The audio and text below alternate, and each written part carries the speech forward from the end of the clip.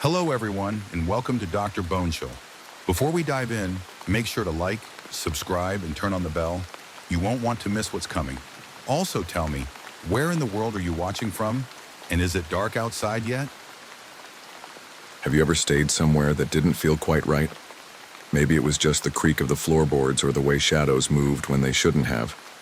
Maybe it was the silence, that heavy, too perfect silence that seemed to smother every breath you took, or maybe like me, you shrugged it off, laughed it away, told yourself, it's nothing, until it wasn't. You see, there's a growing trend that no one really talks about. Stories buried beneath 5-star reviews and clean photographs, hidden behind polite hosts and modern decor, places people go to for rest, but return from different. Tonight, I'm not just telling you a story. I'm sharing a warning. These are true stories, first-hand accounts from those who wish they never booked. What you're about to hear isn't a gift, it's a revelation. And once you know, you can't unknow. Ask yourself, when you stay somewhere unfamiliar, are you alone?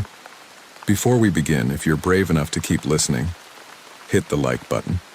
Subscribe to Dr. Bonechill to help us reach 10,000 subscribers, and share your thoughts or your own unsettling experiences in the comments below. Your story might be next. Now, let me tell you the first tale. I consider myself a pretty rational guy. Not superstitious, not easily spooked. I work in tech, travel often for freelance contracts, and usually stay in Airbnbs to save money and avoid crowded hotels. I used to enjoy it. The freedom, the quiet. I don't anymore. This happened last year, in a quiet little suburb outside Denver. I'd just landed a short-term gig consulting for a small startup, and I needed a place for 3 weeks. I found a charming little guest house attached to someone's home. It looked modern, clean, minimalist. The reviews were glowing. Quiet, cozy space with a lot of natural light. Felt like a second home. Hosts are lovely but give you complete privacy. It sounded perfect. I booked it. When I arrived, the host, a middle-aged woman named Carol, met me at the gate. She was friendly but distant, smiled too wide, too long. Her eyes didn't match her smile. "You're in room 9, she said. "Just follow the path. It's the one with the little garden gnome by the door." Room 9? There was only one guest house on the property. I figured it was just a quirky label. But even then, something about the way she said it rubbed me wrong. Like there were others, and this one had history. The guest house was clean, just like the photos. A little too clean. No dust, no fingerprints. Not a single sign that another person had ever stayed there. It smelled faintly of lavender and something else, old wood maybe, or mothballs. The first 2 nights were uneventful. I worked during the day, cooked in the little kitchenette, streamed some shows, slept okay. The only weird thing was the mirror.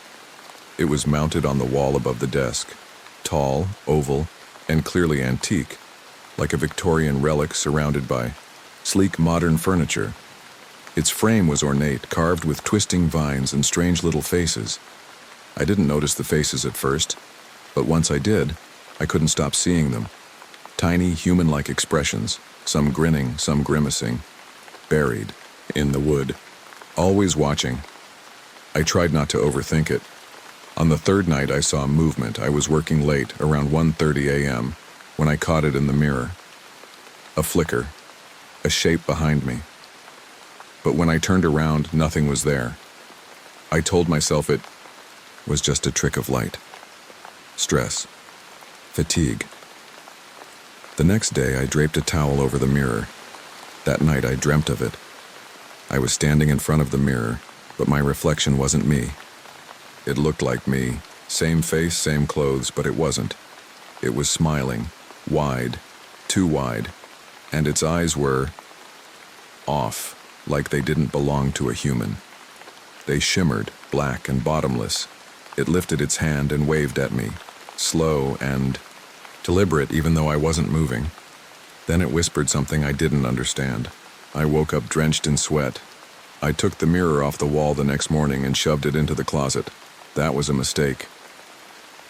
That evening, the air in the guest house changed. It felt dense, like I was breathing soup. My ears rang, faintly, like the silence had grown teeth. I couldn't focus. Every time I glanced at the closet, I felt something looking back. Around 11 p.m., the light above the bed flickered and went out. When I turned on the lamp by the window, I saw it. A handprint, pressed against the inside of the closet door. Long fingers, thin, not quite human, just wrong. I should have left right then, but I didn't. I wanted to believe it was a smudge, my mind playing tricks.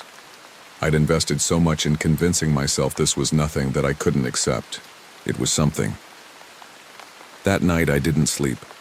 I laid in bed with every light on, heart pounding. Every creak of the floorboards made my skin crawl. At 3:12 a.m., the closet door creaked open, just an inch. I didn't move, didn't breathe. The air turned cold. I could see my breath. Something stepped out, and I swear to God I felt the bed dip beside me. I turned my head slowly. There was nothing there.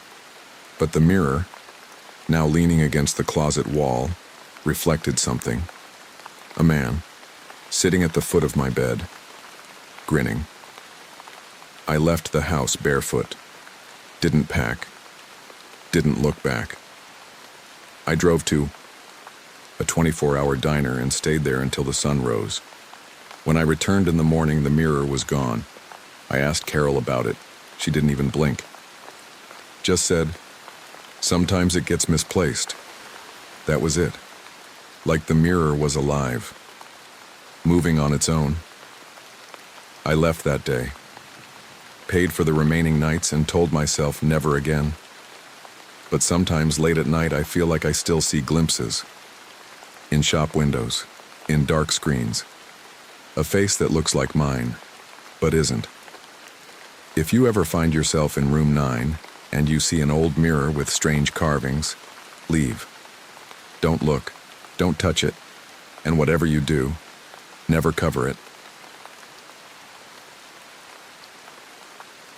I'd taken a short break from work, a much-needed mental reset, and decided to spend a week upstate, away from screens and endless deadlines.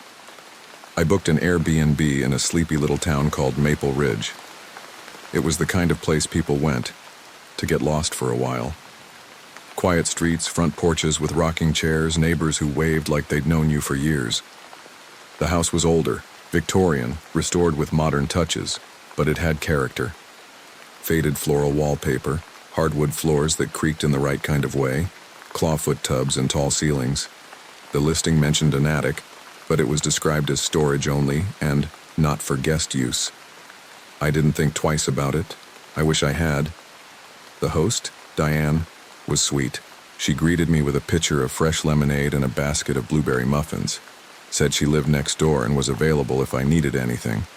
The kind of welcome that feels like it came out of a Hallmark movie. For the first couple of nights, everything was peaceful. I read, went for walks, cooked simple meals, and watched the sun set from the wraparound porch. I felt myself loosening up for the first time in months. I slept like a baby. But on the third night, I started hearing the music. It was faint at first, barely more than a whisper. A soft, tinkling melody, like a child's lullaby, echoing faintly from somewhere above. I dismissed it as wind or the old pipes, but the next night it returned, louder, clearer.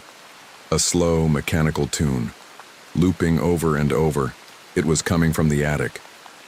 I stood beneath the hatch in the hallway ceiling, listening. The song was familiar, an old melody I couldn't quite place, but it stirred something cold in my stomach. It wasn't cheerful, it was sorrowful, like something that had once been innocent but was now broken. I called Diane the next morning. She hesitated. "Probably just one of the old toys up there," she said. "The attic's packed with things from the original owners. Sometimes they shift in the heat. Don't worry, it's nothing." But the way she said it, there was something beneath. Her voice. A practiced calm. Like this wasn't the first time someone had heard it. That night, the melody started again, right around 2 a.m. I lay awake, staring at the ceiling, listening, counting the loops. 13, It always played 13 times, then silence. Until the whispering started, I couldn't make out the words, just soft voices, multiple, overlapping, like children speaking in a language I didn't understand. My skin crawled, my heart pounded. I didn't sleep a second. By the next day, I was losing my grip. I asked Diane again directly this time. "What's in the attic?" She paused, long enough for the silence to answer for her. "The last owners lost a little girl," she said finally. "Back in the 70s. She fell down the attic steps, broke her neck. They say she was playing with her music box when it happened. Her parents never got rid of her things, just left them up there." I asked why the music was still playing. Diane just looked at me with tired eyes and said, "Sometimes places remember. I should have left. I should have packed up and driven. Wait that second, but I didn't. Maybe it was pride, maybe it was morbid curiosity. I told myself I'd check it out just once, just to see." That night I climbed into the attic. The hatch creaked open with a reluctant groan. A thin, rotting wooden ladder stretched upward into the dark. I took a flashlight and slowly ascended. Dust swirled in the beam like falling ash. The attic smelled like old paper, cedar, and something faintly sweet. Sickly sweet. It was cramped, filled with boxes, trunks, old furniture covered in sheets. And in the far corner, resting on top of a child-sized rocking chair, was the music. Box small, porcelain, pale pink. A cracked ballerina twirled atop it, arms raised to the ceiling. I picked it up. It was cold. I turned the key beneath and let it play. 13 notes. That same haunting melody. Then silence. Except I heard footsteps behind me. I spun around. Nothing. Just shadows. Then the ballerina began to spin again, on its own, and I heard it, a voice, soft, right behind me. "Do you want to play?" I ran. I fell down the ladder, twisted my ankle, but kept crawling, kept moving. I slammed the attic hatch shut and pushed a dresser beneath it. The music kept playing, all night, from the ceiling, over and over. In the morning, I packed, told Diane I was cutting the trip short. She didn't ask why. As I drove away, I looked back once. Diane was on the porch waving, and standing in the upstairs window behind the curtain, I saw her, a little girl, pale, eyes too wide, holding the music box, smiling. It's been almost 2 years, but sometimes in the middle of the night I hear that melody, in dreams. Or, so I tell myself. If you ever stay in a place with a locked attic and you hear music playing when no one else is home, don't open it. You don't want to meet the girl who lives there. This is the story I almost didn't share, because some truths don't want to be spoken. They claw their way out through your dreams, through the corners of quiet rooms, through the soft sound of a page turning when no one's there. But I'm telling it now, not because I want to, because I have to. 3 months ago, I was in Virginia for a wedding, one of those rustic backyard affairs. A friend recommended a nearby Airbnb to stay in, a cozy 2-bedroom farmhouse built in the early 1900s. "It's charming," he'd said. "Really peaceful. The hosts leave you fresh eggs and a bottle of wine." I booked it without thinking. When I arrived, everything was as promised. The house sat at the edge of a forest with a gravel driveway, wind chimes on the porch, and ivy climbing up the posts. It felt timeless, like it hadn't changed in decades. The inside smelled like lavender and old wood. There were crocheted blankets, ceramic roosters on the shelves, and a chalkboard in the kitchen that read, "Welcome, Zishan. Enjoy your stay." Next to it was a small leather-bound book, the kind you'd find in antique stores. Its spine was worn, the pages yellowed. On the cover, in delicate script, was the word, "Guests." I opened it. Inside were hundreds of handwritten notes, each one dated, signed, and polite. Just what you'd expect in a guest book. Thank you for the relaxing weekend. We loved the fireplace and fresh bread. Hope to return someday. Normal, friendly, harmless. Except, a few entries in, I saw something strange, dated 3 years ago. He came into the room last night. thought I was sleeping. He stared at me for hours. This place is wrong. It was signed Elliot M.I. Paused. Maybe a joke? Some edgy tourist trying to be funny? I turned the page. Don't listen to him, there's nothing here, the shadows are only memories. CJ Morales okay, maybe a prank. Some horror-themed running gag between past guests. But as I flipped further, the tone shifted. I woke up in the kitchen with the knife in my hand. I don't remember going downstairs. The book is listening. I tore out the pages and they were back the next day. He writes when I sleep. I can feel the pen moving. Each entry was dated, each from a different guest, and all written in different handwriting. I suddenly didn't want to write anything in it. In fact, I closed the book and moved it to the other side of the kitchen. That night I slept poorly. I dreamt of scratching sounds, pen on paper, over and over. In the morning, the guest book was back on the counter where I'd first found it, open, on a blank page, and my name was already written there, in my handwriting. I stared at it. My heart thudded painfully in my chest. The ink was fresh, still glossy. Below my name were the words, "He watches me when I blink. I'm afraid to blink again." I hadn't written that. I know I hadn't. I told myself I must have done it in my sleep. Maybe I'd been influenced by the creepy entries. Maybe I was playing a trick on myself. Stress, wedding pressure, lack of sleep. That night I locked the guest book in a drawer and put my suitcase on top of it. Then I pushed a chair in front of the drawer, just in case. I woke up at 3:13 a.m. to the sound of paper turning. Slow, rhythmic. The drawer was open. The suitcase had been moved. The guest book was sitting in the center of the dining room table. Open, and a new message had appeared beneath my previous one. I saw him in the reflection, standing behind me. But when I turned around, I was alone. This time, it was written in a spidery, broken script, shaky. Like the hand that held the pen didn't belong to the person using it. I packed that morning.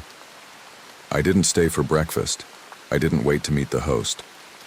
I left the key on the hook and drove until my hands stopped shaking. But something followed me. A week after returning home, a leather-bound book appeared on my kitchen counter. Same size. Same smell. Same handwriting on the cover. Guests. I never opened it. I burned it. But last night I found another one. In the backseat of my car. It was open to a blank page. The pen was resting beside it. And written in my handwriting were the words, "This story doesn't end here." These were the 3 horrifying true Airbnb horror stories that will make you sleep with the lights on. If you're still listening, still here with me in the dark, then I want to thank you for staying, for facing the shadows. Not every guest returns. From these places, the same. Some bring back more than memories. Some bring back something that writes them and waits. If you've ever experienced anything like this, or know someone who has, I'd love to hear about it in the comments. Hit the like button if these stories chilled you. Subscribe to Dr. Bonechill as we approach 10,000 brave souls who dare to listen. And join us again next time. If you're not too afraid of what might be listening. Sleep tight, if you still can.